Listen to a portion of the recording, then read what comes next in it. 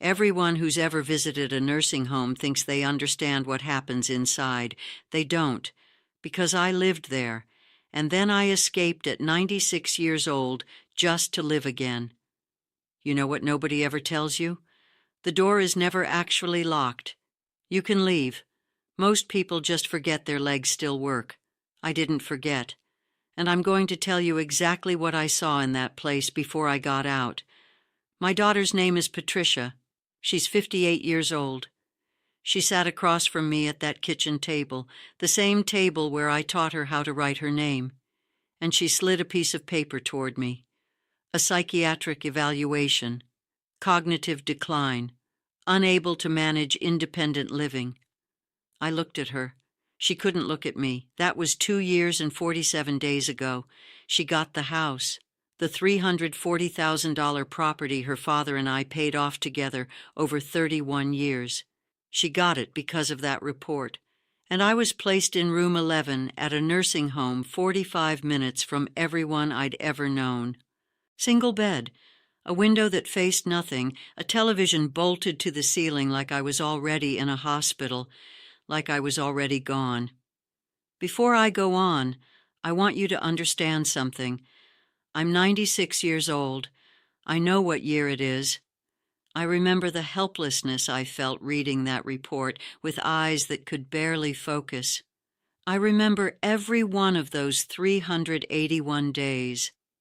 And I could feel myself disappearing the whole time I was in there. Here's what you need to know. You can't just walk out of a place like that on your own terms. There's a sign-out sheet. There's a protocol. Families get called. Doors are monitored. They don't call it locked, but it sure isn't open either. I knew all of this, so I waited for the shift change, 7 a.m., when the night staff was walking out and the morning staff was still getting their coffee. I put on my coat. I took my medication and my husband's photograph off the nightstand, and I walked out of there like I owned the place, because for 381 days I hadn't been acting like I did. That was 6 months ago. I now live on Birchwood Street with a woman named Kesha. She's 36. She lost her father 12 years ago. The neighbors have decided they understand our situation. They don't. They see a 96-year-old woman and a young divorced woman, and they write their own story. Here's the real one. The daughter who took my house hasn't called in 4 months. The woman who took me in has known me for 2. My husband told me something before he passed that I've never forgotten, and I understand it better now than I ever did. You spent 43 years building a home, he used to say. A real home, the kind that holds people together. But you never did build yourself a plan for what comes after. He wasn't wrong. We were married 51 years. He went quietly in his sleep, the way people hope to go. I called Patricia first. She called the doctors first, then lawyers, then people I'd never met in my life. I didn't know any of this at the time. I found out later the way you find out most painful things, far too late to do anything about it. Room 11. I want you to picture it, not the version in the brochure with photos that look like a hotel, the real version, a single bed with a plastic mattress cover that crinkled every time you moved, a nightstand with one drawer that wouldn't close all the way, a shared bathroom down the hall. Every morning at 7 a.m., a woman named Brenda knocked on the door. "Good morning, dear. Time for breakfast." Brenda was kind. I want to be clear about that. Everyone there was kind, and that was almost the worst part, because kindness without recognition is just management. I watched the women around me stop talking, not because they had nothing to say, but because nobody was listening anymore. And one thing surprised me more than I expected. There was a woman, Raymond. No. There was a woman who used to be a high school teacher. 40 years. Every afternoon she'd sit by the window and move her hands like she was writing on a chalkboard that wasn't there. I asked her one day what she was doing. "Teaching," she said. "Who?" She looked at me. "Doesn't matter. I still know how. That was the moment I understood what that place actually was. It wasn't a care facility. It was a storage unit for people whose families had run out of room. I started keeping a notebook, small orange one, fit right in my cardigan pocket. Every day I wrote the date, the weather, and one thing I noticed: I needed proof. Proof that I was still here, still thinking, still present in this world. On day 47, Patricia called, asked if I needed anything. I told her I needed to go home. "The house has been transitioned," she said. I asked what that meant. She said she'd explain later. She never did. On day 48, a woman in the common room helped me look up my old address on her tablet. Listed for sale, $389,000, sold in 11 days. I sat with that for a long time. You know that feeling when bad news hits you all at once. Your whole body just goes cold, cold sweat, stomach dropping out from under you, because my husband and I had paid off that house over 31 years together. Then eventually I calmed down, and what I felt wasn't really anger. It was something quieter, the specific sadness of realizing you misread someone you spent your whole life trying to read. On day 203, Patricia came to visit. She brought carnations. My husband hated carnations. I didn't say a word. We sat together for about 20 minutes. She talked about her job, her kids, traffic on the highway. She hugged me at the door, said she'd be back soon. On day 204, she hadn't come back. On day 206, I started watching the shift changes. The way you watch for patterns. 7 a.m. was the gap. 4 minutes, sometimes 5, between the night staff clocking out and the morning staff getting organized. The sign-out sheet sat unattended on the front desk. I wasn't planning anything. That's what I kept telling myself. On day 381, I stopped telling myself that. I found Keisha's listing on a community board at the library.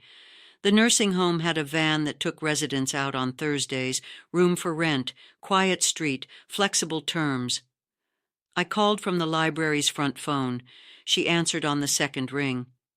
"How old are you?" she asked after I explained my situation. 96. Silence. "Are you serious? What's your name?" "My name is, I'm 96 years old. I built a home for 43 years. I told her, I can handle a little noise." Another silence. Longer this time. "When can you come see the room?"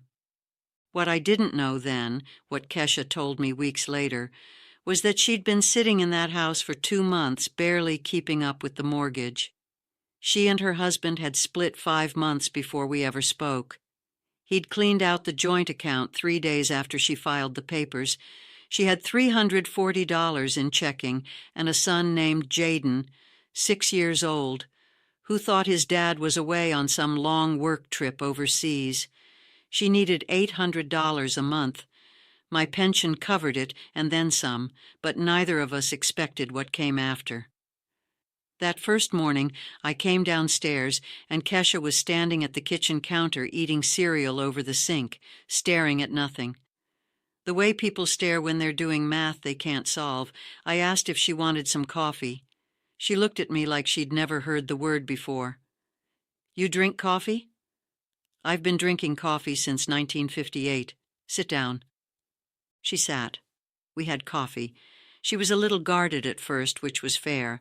A strange old woman in her house, she didn't talk much. Neither did I.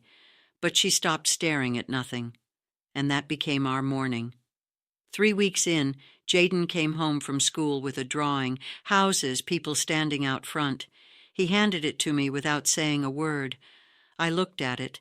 A stick figure with white hair standing next to a small one. "That's you," he said. "You're my grandma." I looked over at Kesha. She was looking at the refrigerator, pretending she wasn't listening. The neighbors still talk. A woman named Carol from across the street asked Kesha directly if she was taking advantage of an elderly woman. Kesha told her that I manage my own finances, that I take care of myself just fine, that I drove her to the grocery store twice last week, and that I fixed the leaking kitchen faucet the Sunday before. Patricia called last month, my daughter, first time in 4 months, asked how I was doing. I told her well. She asked where I was living. Birchwood Street, I said. With who? With my daughter, I said. She got upset, started saying something. I told her I had to go.